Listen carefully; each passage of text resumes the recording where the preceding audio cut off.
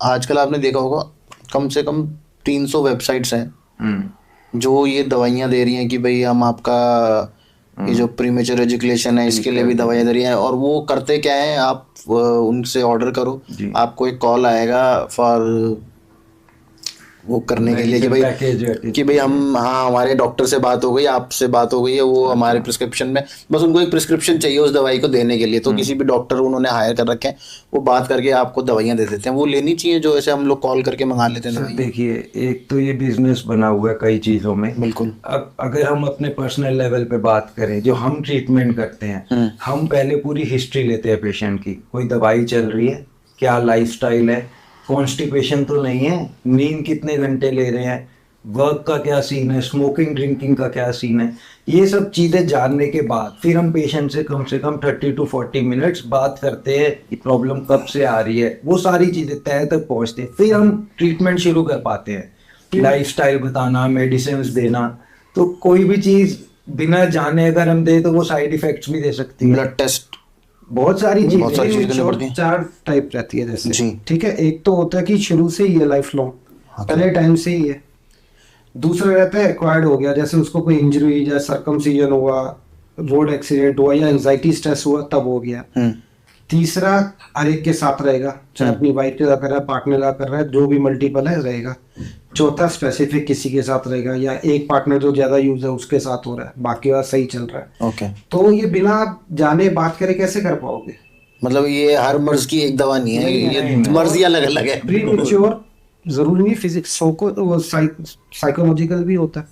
बिल्कुल। Anxiety stress की वजह से भी हो रहा है, तो उसमें क्या डालना है क्या नहीं, तो बिना मिले या बिना फोन पे कंसल्ट करे प्रॉपर कंसल्टेशन दे रहे हैं तो अच्छा है, वरना नहीं चलेगा। आयुर्वेदा में तो प्रकृति से रहती है वात पित्त कफ, उसके ऊपर डिपेंड होता है। हमारी बॉडी सब धातु से बनी होती है, रस, रक्त, अस्थि, मज्जा, मांस, मेद, शुक्र, तो 7 बॉडी टाइप्स रहती है। इसको जैसे जैसे धीरे धीरे नरिश होता है तब तक बॉडी में आपकी स्ट्रेंथ आती है, लास्ट में शुक्र धातु आता है। तो जो हम मेडिसिन दे रहे होते हैं वो पहले से रस से लेके पूरा शुक्र तक नरिश कर देता है। okay. तो जो हमारी मेडिसिन खाते हैं तो उनको लगता है बॉडी में भी पावर आ रही है। जिनको पहले लगता था सो के सुबह उठ रहे रिफ्रेश फील नहीं हो रहा, वो रिफ्रेश फील होने लग गया, क्योंकि हमारा ओवरऑल काम कर रही है। एनर्जेटिक रहते हैं, रिजुविनेटेड रहते हैं, अंदर वही जवान वाली शक्ति फिर से। जहाँ आपको दिमाग पे देनी है मेडिसिन वहां देनी है, जहाँ आपको पेनिस पे इरेक्शन लाना है, नाइट्रिक ऑक्साइड बढ़ाना है, फ्लो बढ़ाना है, तो वहां पर वो करना है, वहां पे करना है। तो ये थोड़ी पैरासीटामोल थोड़ी है, बुखार है ले भाई ये खा ले, गैस की ले पेंटो खा ले, ऐसा नहीं। हम ये सजेस्ट नहीं करते पर्टिकुलर कि आप सबको सेम दवाई चलाओ, और 100% वो असर भी नहीं देगी। हर एक को सेम दवाई नहीं असर देगी, हमें खुद ही कई पूरी कंडीशंस देखनी पड़ती है, माहौल देखना पड़ता है, बंदा ज्यादा मोटा तो नहीं है, कोई हार्ट की दिक्कत तो नहीं है, सब कुछ देखने के बाद डायबिटिक है कि नहीं है, डायबिटिक तो 3 जगह से जाता है, वो न्यूरोलॉजिकल हो गया, उसका फ्लो, ब्लड फ्लो में दिक्कत आती है, काफी कुछ रहता है।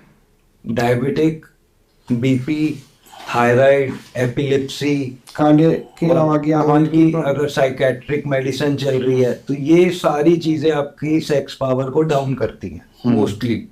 तो उसके लिए फिर क्या दवाई देनी है क्या नहीं, वो चीजें हमें देखनी पड़ती है। तो सर एक बात बताइए, जैसे जो आयुर्वेदिक मेडिसिन है वो मैंने सुना है कि भाई मतलब वो आपकी प्रॉब्लम को जड़ से खत्म करेंगी, है ना, जो हमारी ट्रेडिशनल मेडिसिन है, पर वो लगेंगे 6 महीने। ठीक है, मेरी प्रॉब्लम तो अभी है, हाँ जी, है ना, 6 महीने में तो तलाक ही हो जाना है। जी बिल्कुल, ये सारे कुछ मिथ है जी। अब कह रहे साइड इफेक्ट नहीं होता है, एक्सेसिव यूज करोगे तो सबका रहेगा, बिल्कुल, चाहे वो नेचुरल सब्सटेंस ही है, लेकिन अगर आप ज्यादा लोगे तो है मेटल से रहेगा। ऐसे ये दूसरा मिथ है कि आयुर्वेदा लंबे टाइम पे लोगे तो ऐसा करेगा, इंस्टेंट रिजल्ट नहीं है। इंस्टेंट रिजल्ट होता है, किसी को फीवर है तो हमारे में ऐसे क्वाथ कषाय दवाइयाँ रहती है जो उतारती है। अच्छा, खांसी में भी ये थोड़ी 6 महीने के बाद खांसी ठीक हो, अगर बुखार मेरा 1 हफ्ते बाद असर करने वाला है तो तब तक तो वैसे ही ठीक हो जाना है। दोनों मिथ है, ये रहता है। हमारे पास कुछ ऐसे कैप्सूल्स हैं जो आप ले लो, 2-3 घंटे पहले आपको ऐसा इरेक्शन में रिजल्ट आएगा, आपको पता भी नहीं चलेगा क्या चीज हो रही है, कोई साइड इफेक्ट नहीं होगा। Okay. ऐसे आप एलोपैथिक में कुछ लेंगे, वाइग्रा वगैरह लेते जो भी टेडालाफिल, सर दर्द रहेगा, फ्लशीनेस आ सकता है, आपको चलाते गाड़ी दिक्कत हो सकती है, ब्लड बीपी भी शूट करता है, डिजीनेस हो जाती है, मोशन लग जाते हैं, ये सब एलोपैथिक मेडिसिन के साइड इफेक्ट्स हैं। सबको नहीं होता है, किसी किसी को होता है, पर हमारी से ये दिक्कत नहीं आएगी आपको। मैंने बहुत केसेस सुने भी है, चांस होता है हार्ट अटैक भी आ जाता है लोगों को वाइग्रा लेने के बाद, बिकॉज उनको ऑलरेडी हार्ट प्रॉब्लम होती है, तो प्रेशर इतना बढ़ जाता है कि हार्ट अटैक आ जाएगा। प्रोलॉन्ग यूज ऑफ वाइग्रा भी हार्ट प्रॉब्लम्स दे देती है। अच्छा। हाँ, और ये सबसे बड़ा इश्यू क्या है, एक तो हर कोई डॉक्टर बन गया है, कोई केमिस्ट के पास जाता है कि कुछ ऐसे, केमिस्ट सबसे पहले वाइग्रा निकाल देता है, हाँ। ये खा लो, या कोई भी दोस्त के पास भी गए, वाइग्रा ले ले, वाइग्रा ले सबने ये ठीक है। अच्छा, अब इससे साइकोलॉजिकली क्या इम्पैक्ट होता है कपल पे, आपने वाइग्रा ली, आप पार्टनर के पास गए सेक्स करने, एक तो वाइग्रा अननेचुरल इरेक्शन देगा, नॉर्मल से काफी ज्यादा देगा, हार्डनेस बढ़िया बनी रहेगी, आपने पेनिट्रेटिव सेक्स किया, ठीक है, पार्टनर खुश हो गया, पार्टनर ने भी आवाज मॉर्निंग करी, बिकॉज उसको पावरफुल फील हो रहा है। अच्छा, वो उन्होंने मॉर्निंग करी, आपका कॉन्फिडेंस बूस्ट हो गया, हाँ भाई ये चीज बढ़िया, आर्टिफिशियल कॉन्फिडेंस बूस्ट हो गया, चाहे जैसे भी। पार्टनर ने फिर उसके बाद तो बढ़िया से हक कर लिया, आज तो मजे आ गए। नेक्स्ट टाइम पार्टनर भी वही एक्सपेक्ट करेगा कि वही चीज मिलेगी दोबारा, हाँ। आप भी वही चाहोगे कि हाँ पार्टनर वैसे ही एक्साइटेड हुए और वैसे ही मेरे को प्यार करे, तो ये फिर चीज चल पड़ती है, साइकिल बन जाती है। और अभी 50 mg में वो काम हो रहा है, सो लेंगे, सो में नहीं हो रहा, आगे बढ़ते रहेंगे, हाँ। और दूसरी बात, आरएल2 को पता ही नहीं कि वाइग्रा का रोल सिर्फ इरेक्शन देने का, बिल्कुल, उसमें टाइमिंग बढ़ाने का कोई लेना देना नहीं, किसी किसी केस में पड़ जाती है, प्लेसिबो इफेक्ट आ गया कि जैसे सर ने बताया, पार्टनर ने बोला वाह वाह वाह वाह, में सब कुछ वाह हो गया, कॉन्फिडेंस बढ़ा, टाइमिंग भी थोड़ी सी बेटर हो गई। अच्छा, 20-21 साल के केस जो बता रहा है, 20-21 साल का लड़का था, वो बिना वाइग्रा के अब सेक्स नहीं कर पा रहा था। 20-21 साल का? जी, उसका तो खुद का टेस्टोस्टेरोन उतना होना चाहिए सर। क्या होता है कई बार ना, जैसे फर्स्ट टाइम ट्राई किया, सर ने बहुत अच्छी वीडियो दी हुई है फर्स्ट टाइमर्स के लिए, जो पहली बार ट्राई करते हैं तो कैसे करना है, क्या करना है। तो फर्स्ट टाइम अगर फेलियर हो गया, नहीं हो पाया, तो साइकोलॉजिकली इम्पैक्ट हुआ, कॉन्फिडेंस थोड़ा कम हुआ, चलो बच्चे ने सेकंड टाइम फिर कोशिश करी, फिर नहीं हुआ, अब तो वो गया, अब तो फिर वो किसी दोस्त के पास जाएगा, डॉक्टर तो बहुत लेटर ऑप्शन, दोस्त ही मजाक उड़ा के उसकी ऐसी तैसी कर देने, मजाक उड़ा देंगे, प्लस दोस्त ही वाइग्रा की सलाह देंगे, वाइग्रा खा के वो करेंगे, वो फंस गए साइकिल में। बिल्कुल, तभी कुछ भी लगता है। अब मेरे पास कई ऐसे पेशेंट आते हैं, कपल्स भी आते हैं रादर, जो मैरिड नहीं है, कि सर हमसे सेक्स नहीं हो पा रहा है, वैसे हम गाइड करते हैं उनको प्रॉपर। सबसे बड़ा तो ये है कि लोग शर्माते, लाइट बंद करके सेक्स करना है, हाँ। अरे भाई चोरी थोड़ी कर रहे हो, सेक्स तो बहुत अच्छी चीज है, लाइट में, हाँ, लाइट ऑन करो, देखो एक दूसरे को, फील करो, फिर करो। आई थिंक, मुझे लगता है कि लाइट ऑन करके आप ज्यादा एंजॉय कर सकते हो, करोगी बिल्कुल आप, क्योंकि आदमी तो विजुअल एनिमल है। यस, अगर आप सोचो तो, जो आपने शुरू में बताया था, बिल्कुल अंधेरे वाला बताया ना मैंने, थाई में करके खुश हो रहे थे, जो केस बताया था अभी। हाँ जी, मोस्टली लाइट ऑफ का ना फीमेल्स अपनी तरफ से रखते हैं, उनको थोड़ा अपना बॉडी के लिए वो होता है, बॉडी शेमिंग, कि बॉडी शेमिंग, शर्म बहुत है। आप एंजॉय कर रहे हो, आप पेनिट्रेशन पे जा रहे हो, आपको शर्म क्या रहेगी सर? शर्म की ना यही वही है, वो जो से नहीं होना, इतने 1000 साल हम लोगों को जो दबाया गया है ना।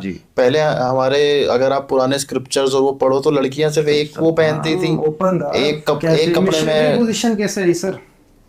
वो तो मिशनरीज नहीं आई थी ना, वो रेप पोजीशन थी।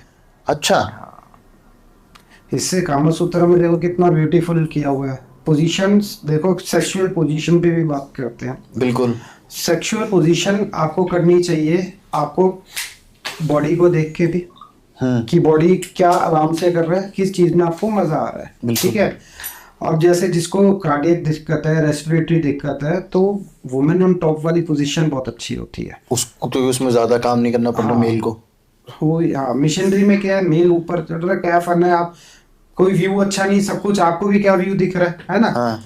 वुमेन ऑन टॉप सबसे बेस्ट पोजीशन होती है। काउगर्ल, आप लेटे हुए हो, रिवर्स काउगर्ल, आप लेटे हुए हो, वुमेन टॉप पे, वुमेन ज्यादा साइंटिफिकली प्रूवन है, वुमेन ज्यादा एक्टिव है, आप कम इनएक्टिव हो, और आपको व्यू जो ऊपर दिख रहा है इंजॉयबल है, ठीक है, समझ सकते हो।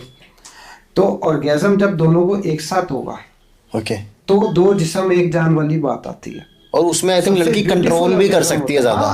पेनिट्रेशन कितना डेप्थ चाहिए, कोई उसको पेन हो रही है तो अपने हिसाब से कंट्रोल करेगी।